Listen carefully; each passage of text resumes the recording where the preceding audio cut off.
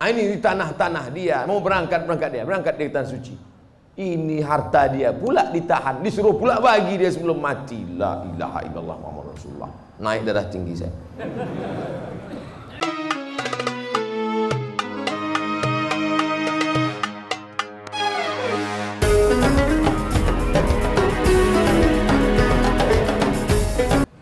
Apa doa anak terhadap orang tuanya itu sampai?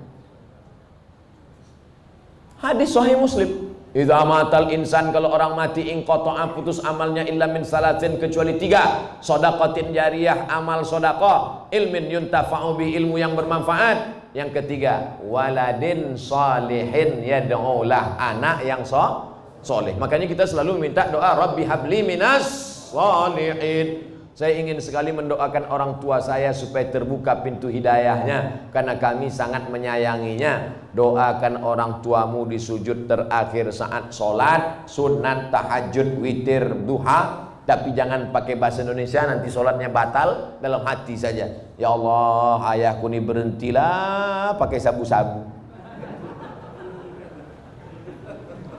Kenapa ketawa? Di masjid kami setiap malam Jumat ada pengajian. Kenapa cuma tiap malam Jumat? Tiap malam lah. Malam Senin fikih, malam Selasa hadis, malam Rabu akidah, malam Kamis tasawuf, baca Ihya Ulumuddin, malam Jumat stop wirid Yasin, malam Sabtu pengajian akhlak, malam Ahad tablik akbar. Masjid mesti penuh tiap malam. Karena kalau tidak, kosong masjid. Akan tetapi waktunya dimulai ketika azan sholat isya hendak berkumandang, sehingga jamaah sholat isya pergi ke masjid lain. Apakah sikap Ustadz itu benar membuka pengajian ketika azan isya berkumandang? Habis sholat isya dulu, habis sholat isya baru buka pengajian. Kenapa mesti pas azan isya itu? Sholat isya dulu, habis sholat isya baru buka pengajian. Saya selalu membuka pengajian maghrib. Kalau pengajian di Pekanbaru maghrib. Supaya apa? Supaya orang sholatnya 2, maghrib berjamaah, isya berjamaah. Karena kalau dibuat isya, banyak jamaah datang lambat. Bahkan diumumkan, jamaah Ustadz udah terduduk setengah jam. Buat pengajian maghrib ke isya. Di Malaysia kami gitu, maghrib, isya, pengajian. Habis isya, tanya jawab. Efektif. Doa berhajat, dia berhajat naik haji dengan menjual tanah. Namun anak-anaknya melarang, malah minta bagian tanah dibagi sebagai warisan jika orang tua meninggal, sehingga orang tua tak jadi mendaftar haji. Bagaimana sikap orang tua dan sikap anak-anaknya ini? Desa kami banyak tanah ladang lebar-lebar Pak Ustaz. Oh, kalau dapat anak tak bertuah ini udah jadi. Datanglah emak-emak umur 70 tahun menggigil. Saya habis pengajian subuh, Ustadz, anak saya melarang saya karena saya mau pergi umroh. Dilarangnya karena dia katanya dapat warisan. Saya bilang, mestinya dia yang menggendong engkau sampai ke Makkah, balik lagi. Kau gendong makmu ini ke Makkah, jalan kaki, tawaf, sa'i, umrah, balik lagi ke Medan, belum tentu dapat. Kau tebus sekali dia menjerit waktu mengeluarkan engkau dari perutnya. Ini tanah-tanah dia. Dia belum mati lagi, udah kau atur pula harta warisannya. La ilaha illallah. Tak mencium bau surga orang durhaka. La yadkhulul jannah, tak masuk surga. Siapa itu? Uququl walidain, durhaka pada orang tua. Dia mau pergi haji, biar pergi haji. Mak, aku tak bisa membahagiakan kau, Mak. Mestinya aku membayarkan ONH nih. Mestinya aku membawa engkau ke Makkah. Aku tak bisa. Ini di tanah-tanah dia, mau berangkat di tanah suci. Ini harta dia pula ditahan, disuruh pula bagi dia sebelum mati. La ilaha illallah Muhammad Rasulullah. Naik darah tinggi saya. Ustaz, mohon pencerahan permasalahan saya ini. Beberapa bulan yang lalu saya keguguran. Usia kandungan 3 bulan 10 hari. Tapi ada yang berkata kepada saya bahwasanya saya terkena azab. Mohon jawabannya Pak Ustadz agar tidak mengganjal di hati saya. Semoga Pak Ustadz selalu dalam lindungan Allah Subhanahu wa taala. Amin ya rabbal alamin. La yusibul mu'min min nasabin wala wasabin wala saqamin wala syaukin yastakuha. Susah hati, gundah gulana, musibah, duri menusuk tapak kaki, illa kaffarallahu anhu biha sayiatu. Sesungguhnya Allah ingin menghapuskan dosa-dosamu, Bu. Janinmu gugur 3 bulan 10 hari, kau bukan kena azab. Allah ingin membersihkan engkau dari dosa-dosamu, Bu. Jangan kau dengarkan cakap orang. Di dunia ini kalau dengar cakap orang makin pusing kepala kita. Orang yang terkena musibah itu 3. Yang pertama, Allah ingin menghapus dosanya. Yang kedua, Allah ingin memberikan dia balasan pahala yang lebih besar daripada haji, lebih besar daripada umrah, lebih besar daripada jihad. Apa itu? Sabar.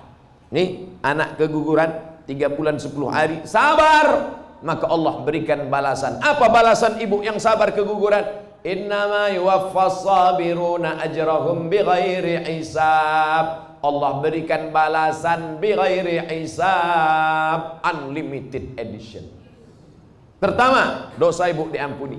Yang kedua, Allah berikan ibu balasan pahala unlimited. Yang ketiga, di akhirat Allah naikkan derajat. Ada orang-orang yang derajatnya sudah sampai tinggi, tapi amalnya tak cukup. Maka kata Allah, kasih dia ujian, sehingga ketika dia sabar, dia layak untuk menempati itu. Makanya kalau apapun yang terjadi pada kita, kita mesti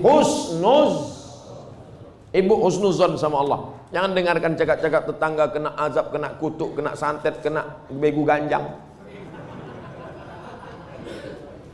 Ustadz, apa arti kitab kuning itu Pak Ustadz? Kitab kuning warnanya kuning karena 2. Pertama, terbuat dari kertas ubi. Yang kedua, karena kitab itu sudah tua, sudah lama. Istilah kitab kuning itu untuk kitab yang bahasa Arab gundul. Contoh kitab kuning fikih, Matan Takrib. Naik ke atas Fathul Qorib. Naik lagi ke atas,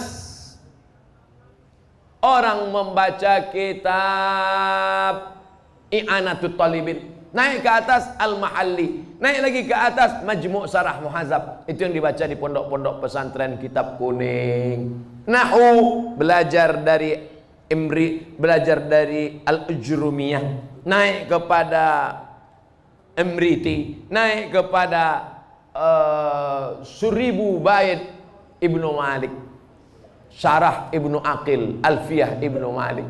Itu yang disebut dengan istilah kitab kuning adalah kitab Arab gundul. Adapun yang banyak tempat kita perukunan Melayu itu bukan kitab kuning, itu perukunan Melayu. Bahasanya bahasa Melayu, tulisnya tulis Arab. Beri kami semangat untuk mempelajarinya Pak Ustadz. Masuk pesantren.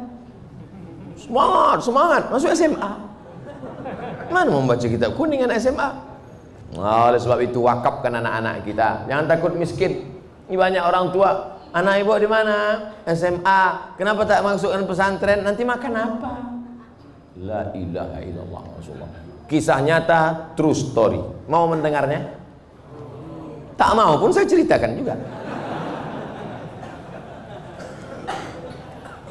Menumpanglah dia di rumah makciknya. Susah numpang di rumah makcik. Sekolah pesantren. Apa kata makciknya? Ngapailah kau sekolah pesantren? Nanti kau makan apa? Tengok abang-abang kau. Itu SH, itu insinyur, itu dokter. Malang tak dapat ditolak, untung tak dapat diraih. Hari berganti musim berubah. Apa yang terjadi? Sekarang makcik di hari tua menumpang di rumah keponakan yang sekolah agama tadi. Karena dia punya pondok pesantren dengan santri, sekarang keponakan itu yang bisa ditumpang. Adapun yang dibangga-banggakan tadi, satu pun tak bisa ditumpang. Dunia tak dapat, akhirat melayang.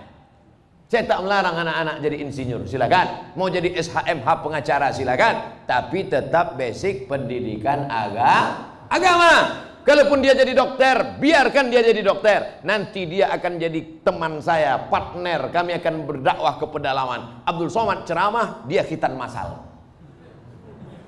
Tablik Akbar bersama dokter muslim, khitan gratis, daftarkan anak dan suami Anda. Dan suami yang mualaf baru masuk Islam.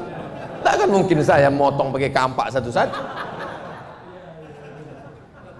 Pengacara bagus, tanah yang diambil korporat perusahaan asing, siapa yang membela? Mahal menyewa pengacara. Datang pengacara gratis dari Ikatan Sarjana Pengacara Muslim. Nah, ini penting. Pendidikan agama, sanawiyah, aliyah, pondok pesantren. Adapun nanti kuliahnya silakan. Fakultas hukum silakan, kedokteran silakan, arsitektur silakan. Mudah-mudahan anak-anak kita semuanya selamat akidah Ahlus Sunnah wal Jamaah. Tadi dimulai jam 9, sekarang jam 11 kurang 15, 2 jam kurang 15 menit. Kurang-kurang sedikit, maafkan Allah. Di akhir majelis mari kita berdoa.